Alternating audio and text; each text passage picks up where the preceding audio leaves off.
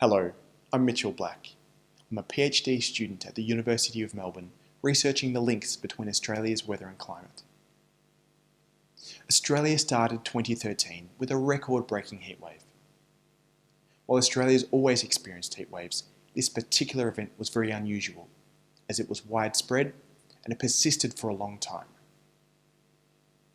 Much of the country experienced extremely high temperatures that lasted for more than 2 weeks, with a number of locations recording temperatures above 48 degrees.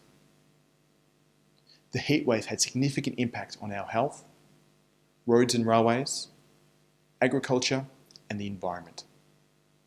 Many people are asking if there is a link between this exceptional weather and climate change caused by rising greenhouse gas levels.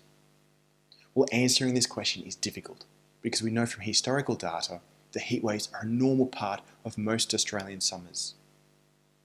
So we cannot simply say that without climate change, this heatwave would not have occurred. Instead, we can rephrase our question to ask, did man-made climate change make this heatwave more likely? In other words, have greenhouse gas emissions loaded the Australian weather dice in favour of warmer conditions? When we roll our weather dice, a 6 can appear every now and again, but we never know when that's going to happen. But if the dice is loaded in favour of warmer conditions, the 6 will appear more often, and the 1 less often. To work out if a dice is loaded, particularly if that loading is subtle, we need to roll it many times to see if we get too many 6s.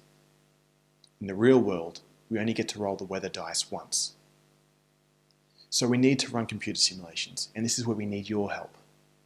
We're asking you to join our experiment by downloading and running simulations of possible Australian weather on your own computer. We've prepared tens of thousands of computer simulations that fall into 2 groups. One group will simulate the actual conditions driving Australia's weather in 2013, while the other group will simulate the world that might have been if climate change had not occurred. By comparing the number of heat waves between these 2 groups, we can work out if climate change has made the events more likely, less likely, or had no impact at all. Please help us find out how climate change has been affecting our weather.